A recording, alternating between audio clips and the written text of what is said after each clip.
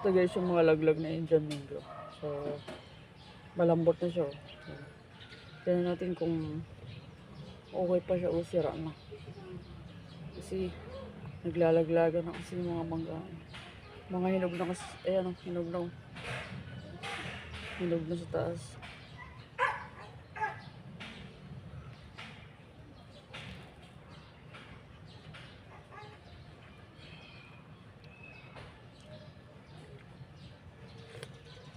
Tamis.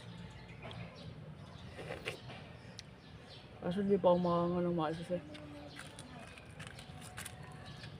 Masarap dito ko. Pero ang sarap ang tamis. Ito yung Indian mango. Hinog na hinog na.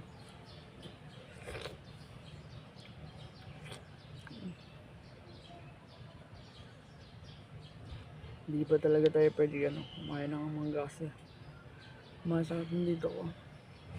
Dito ay nabunutan dalawa. Kaya